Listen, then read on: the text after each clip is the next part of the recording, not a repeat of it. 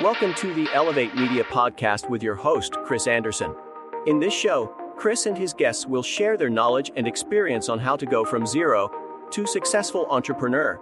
They have built their businesses from scratch and are now ready to give back to those who are just starting. Let's get ready to learn, grow, and elevate our businesses. And now, your host, Chris Anderson. All right, welcome back to another recording of the Elevate Media Podcast. I'm Chris Anderson, your host. Today, we're going to be diving into a topic that I am very unfamiliar with. And so I'm excited to learn. I'm excited to get some questions answered and just glean a lot of insight and knowledge from our guest today. So he's going to dive into a little bit about game theory and how we can improve our profits with our production and just overall utilize what's out there with technology. So I'm excited to have Noah Healy on the show today. And again, he's an expert in this, in mathematics and game theory. And Nathan, let's just jump into it. Noah, let's just dive into it. Welcome to the Elevate Media Podcast. Thanks, Chris. Thanks for having me here. Absolutely. Like I said, this is a new world for me. So let's start off for those who might not know who you are. Give a little overview of who Noah is and what you do. Sure. Noah Healy, and I do algorithmic design and basically computational mathematics. So that gets into figuring out how to make computers more effective at what they're doing. Things like sorting, searching, storage, those kinds of things are pretty well established algorithms at this point. So you can just take those off the shelf. But as you come to more and more sophisticated types of applications, there's ways to do them that are much faster and ways that do them that are much slower, ways to do them that are much more effective, ways that do them much less effective. In particular, where my expertise with game theory is starting to become highly relevant is that now that AI is catching up to people's darkest fears, we get into what's sometimes known as the alignment problem, where it's actually relatively difficult to get an AI system to do what you want it to do. And that's actually part and parcel of the same fact that it's actually hard to get a human being to do what you want them to do. And so that's where game theory steps in. Game theory, I mentioned this to you before the call, but game theory is the mathematics of strategy. And so what it allows us to do is design algorithms that will achieve outcomes based on the interests or hidden activities or whatever of the agents involved. So that's the kind of thing where you can actually plug in AI to a system that will then be able to utilize that in a productive way versus just being a toy or something that a person is arguing with and might be getting value out of for a little while. But then there was the case of the attorney that had it generate case law and it didn't have it in there. So it just made it up and the attorney didn't check. There was another story a couple of weeks ago where the military was testing a automated defense or drone-like targeting mechanism. And this was not in real world, but basically it was like a computer game playing a computer game with a human monitor. And the computer that was trying to learn how to play this computer game would get points for destroying the target. But the human monitor was supposed to be the overview, where it was supposed to be allowed within a scenario to send out signals to stop it if for strategic reasons. Okay, the thing wasn't supposed to be destroyed. So the computer figures out that the major bar to it not getting points is Radio Shack telling it that it's not allowed to target it. So it would start bombing the operator, wipe them out first so then they get points. Not to win. What? And this is where we're headed in real life. Actually, yeah, it's very easy just using colloquial language to underspecify. And this shows up. There are significantly worse examples coming out of the real world where in bureaucratic systems, people will just say what they're supposed to say regardless of what reality is. Solzhenitsyn wrote extensively about this, of behavior in the Soviet Union. There's a passage in one of his books. There's a factory and they're located downriver from a logging camp and they're supposed to build, I think it was furniture. And the logs come down, except the logs don't come down. The report that the logs comes down, but the logging camp isn't working either. And so they're filing the paperwork that they did their job, but they're not doing their job. So now the guy running the factory is, I can't build stuff without wood, but if I don't file the reports that I built stuff, I'm going to get shot or sent to Siberia. So he files the paperwork that everything is getting built in spite of the fact that there's no wood. And then the trucks show up to carry the furniture to where it's supposed to go. And they file the paper. So these trucks are driving across Russia empty, the work saying that they're full. Oh, wow. So that's crazy. And I think it ties into AI because I think AI, all that, they'll outlearn us. They'll be able to outthink us and do things like that. But they learn from us too, which is scary, the regard you just mentioned. And so how does this game theory in the business world, how does it coincide? How can entrepreneurs look at game theory to improve their processes, their business, the outcomes that they get? There's a handful of sort of basic games that have been developed to help people ease their way in, and they have little stories attached to them to help people understand what's going on. And the four central ones are all 2-player games where people have sort of two choices, and they are the Stag Hunt, the Battle of the Sexes, Prisoner's Dilemma, and Chicken. And 2 of these games, the first 2, are coordination or cooperative games. And that's what my company is based on, is that markets are coordination games. Markets work because people are coming together. But just because people are coming together, that doesn't mean that they have unified interests. They don't all want the same thing. They all want everyone to want the same thing. But what that thing is could be different between them. And that's where the Battle of the Sexes game comes in. That notion is 2 people are going to go on a date. They don't know which venue they're going to go to. They're each going to independently leave and go to either the ball game or the opera. They'd rather be together, but the guy would rather be at the ball game and the girl would rather be at the opera. And this brings up the first odd thing that game theory teaches us, which is that in a cooperative environment, restricting your own choices can actually lead to better outcomes. So if the girl arranges for the guy to know that she's allergic to peanuts and will never be able to go to the ball game, and therefore he knows that she'll be at the opera, his game now devolves to, I'm going to go to one of the 2 and I don't know where she's going to be, to I'm going to go to the ball game by myself or go to the date with my girl at the opera. I want to be on a date, so I'm going to the opera. And a lot of times as entrepreneurs, we focus on flexibility, strategic options, keeping things available. Actually having not just a code of conduct, but a public code of conduct that you build up a reputation around and people know what you're going to do means that in these cooperative scenarios, when you're going to be behaving in ways that are in your interests, which is perfectly fine, people are going to know that. And when their interests coincide with agreeing with you, then suddenly the advantage for them will be to agree with you in ways that benefit you. And so there's an advantage that comes out there from those sorts of. Interesting. So how could what would be the first step? Just creating that code of conduct, that system that is out there?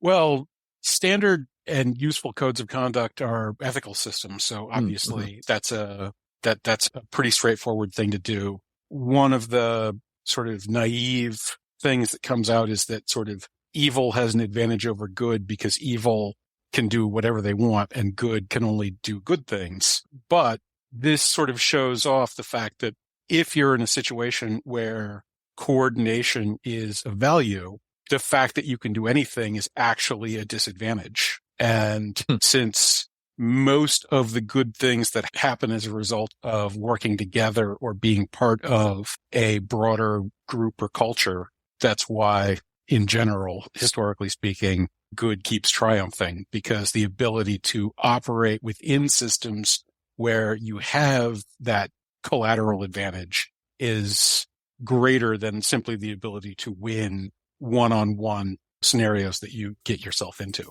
Interesting. So can you dive in that a little bit more and explain the benefit of that?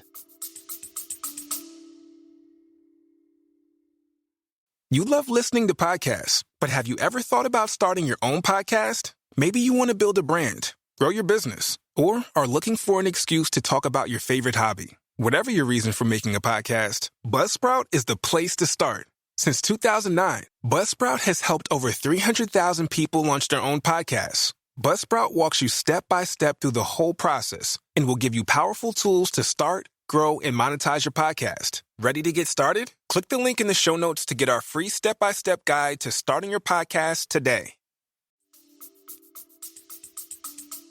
That actually leads directly into how my technology works. Okay. The existing marketplace offers total strategic freedom. One of the interesting things about the futures and options scenario is that you can essentially design any trading strategy that you can imagine as what you're doing, which means that when people are trading in the marketplace, they don't simply have to try to work out what's best for their company. They also need to work out what counter strategies may exist or be being employed and what sort of strategy they would need to deploy in order to survive those counter strategies. And in many of those kinds of situations, you wind up in a leveling game where, like at a poker table, like, I think that you're bluffing, but then do I behave in a way that reveals that to you? Maybe I know that you're bluffing, but then you might be pretending to, and that's an infinite regression that can go on forever. Yeah. So where my system steps in is it divides out the strategy of pricing from the sort of activity and delivery. Okay. Instead of having buyers and sellers where people are making proposals in an attempt to find counterparties, and then if a counterparty happens to show up, their proposal is accepted. Instead, there's a parimutuel system of people contributing towards a sequence of common deals. So what's the price going to be tomorrow? What's the price going to be the day after tomorrow? What's the price going to be next week or next month or for the next 5 years and by day? And so what then happens is these deals are presented to the marketplace and people decide, oh, that looks like a pretty good deal. I would like to be on the buy side of that deal, or I would like to be on the sell side of that deal for this much. And because this deal is being presented in common across the entire marketplace, multiple people can come in on the buys and sell sides. And that gives you your pool of players, gives you the sort of liquidity and stability that just in case, your specific counterparty gets a flat tire or just did the math wrong or something like that's not going to harm you very much because there's a pool of counterparties that you're actually trading. And by structuring things in this way with 3 distinct roles that have the characteristic that they are all cooperating with each other, we can now plug self-interested competitive agents into collectives of each of these roles. So people that you don't know and who might have whatever reason for doing whatever they're doing can still be rewarded for the degree to which they're helping you and punished for the degree to which they're hurting you. And then that system becomes something that AIs can profitably be added to. If people can come up with systems that can predict what the future price schemes should look like better than other people, then they can plug that system in and cause the entire marketplace to become more efficient, more safe, higher profitability, because the alignment of what that AI is trying to maximize, its own income, and the benefit across the broader marketplace have now come into sync because you've designed it. And so that works for people, but it also works for these even harder to deal with AI systems that are coming online. And is in contrast, AI systems have been coming onto line in the existing marketplace for decades now. And the result has largely been the market's becoming much less stable over time. And we can see that incidents like long-term capital management's crash in 97, the dot-com boom, the global financial crisis, the late unpleasantness with bank failures across the US, even the 87 flash crash are all instances of basically algorithmic trading or other sorts of artificial products blowing up, taking over the marketplace, and the market essentially being unable to cope with that kind of signal, because the strategic structure is essentially using the notion that there should be roughly equal amounts of information on the buy and sell sides.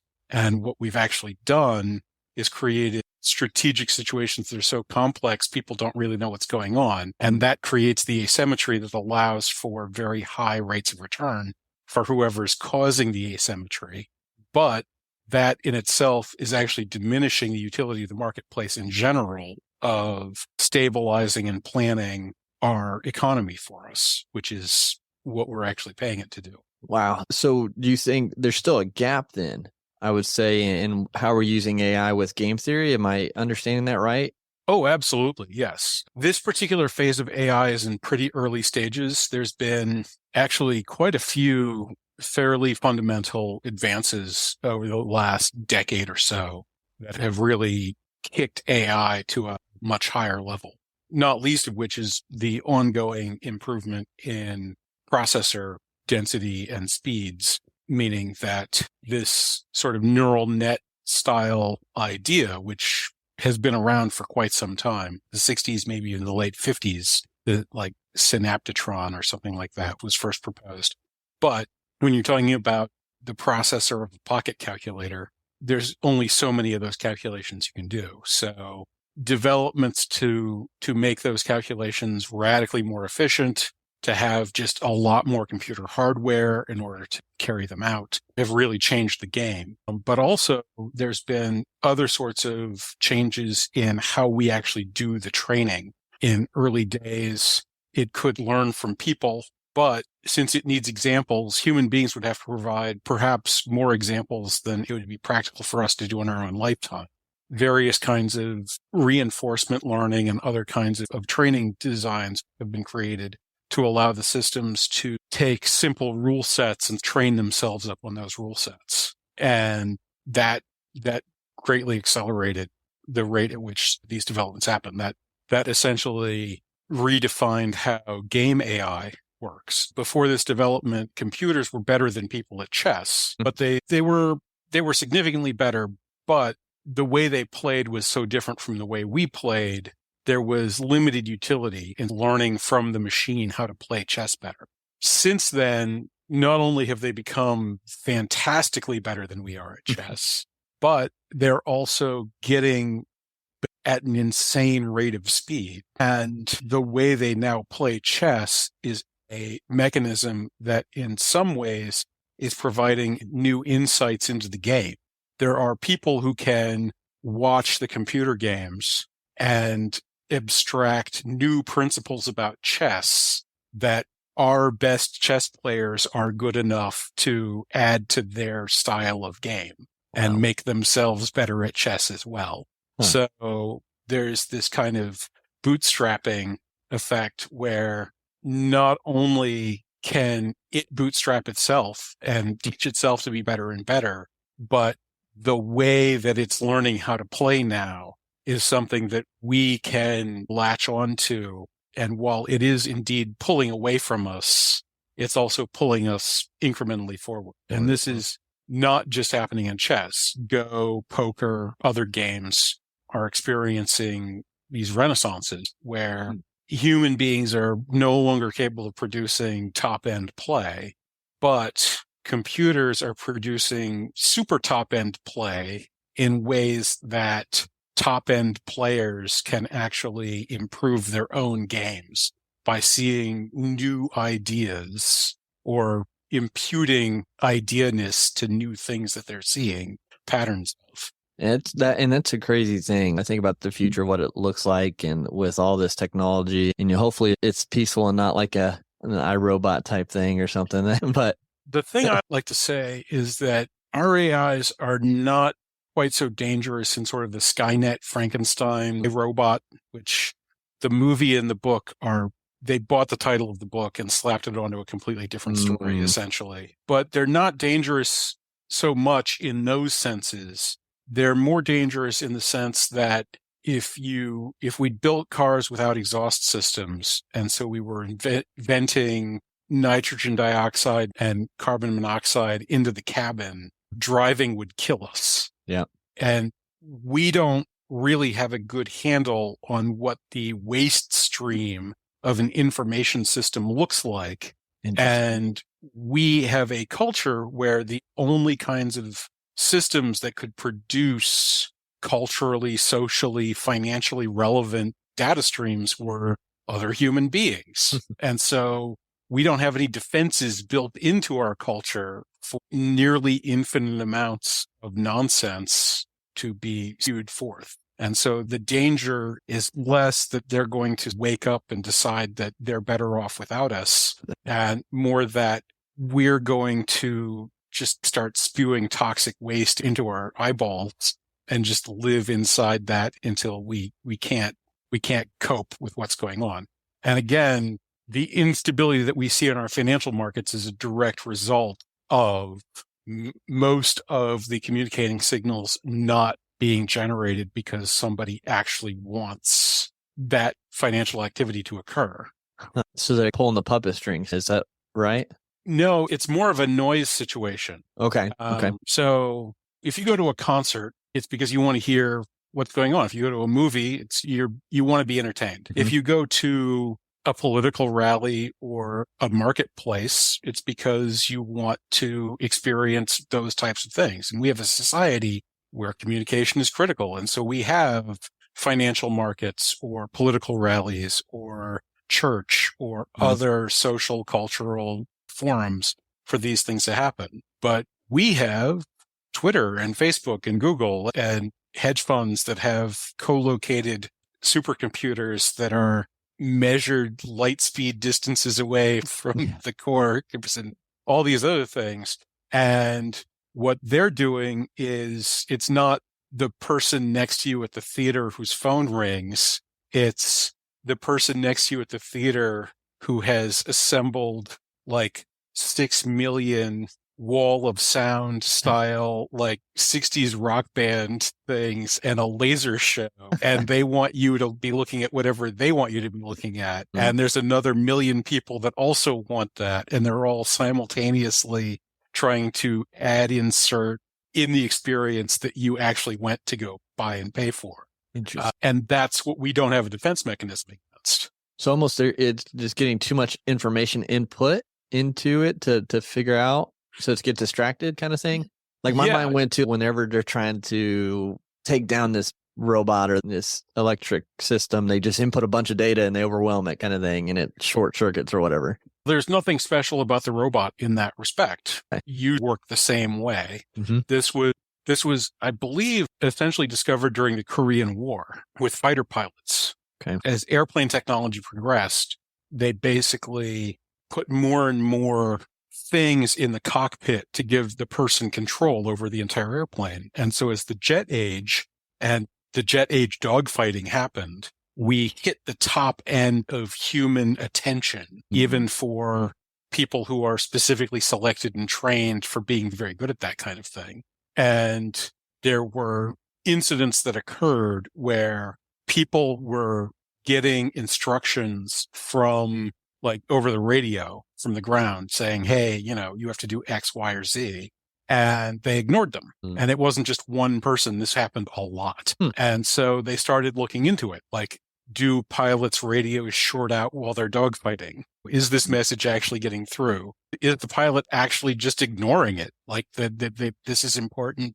They're not paying attention. It turns out that actually, once the brain gets highly focused and is prioritizing and has more incoming signals than it can cope with, it starts sorting out and deciding what's important to pay attention to, what isn't important to pay attention to. And it stops processing into your consciousness some of your inputs. Okay. You're in a life or death situation. You can't smell anymore because your brain's, you need to see this guy with a knife that's coming at you. And the fact that we're in a junkyard, I don't care like what things smell like anymore. Right. We need to know where this guy is at all times. Okay. And so what was happening was pilots' ears were turning off and they literally couldn't hear anymore because they had so many signals and controls to be paying attention to that their brain was just like, I don't have time for sound. Interesting. So I'm not going to do that. It's almost like on a smaller scale, and it's if I get super focused on something and someone tries to talk to me, like I hear them per se, but I don't necessarily understand or register what they're saying because I'm so focused on the task kind of thing. Absolutely. Okay. And so that's where we have societies that have evolved to deal with sort of human levels of con artistry. And we're not that great at it, obviously, but everything that everybody says isn't only lies. And that a lot of that has come down to the fact that we've developed various protocols like science or ignoring people who BS constantly and stuff like that. Thank you to Noah Healy for being on the Elevate Media podcast. To learn more about AI and game theory, connect with Noah on LinkedIn. Thank you for listening to the Elevate Media Podcast. Don't forget to subscribe and leave a review. See you in the next episode.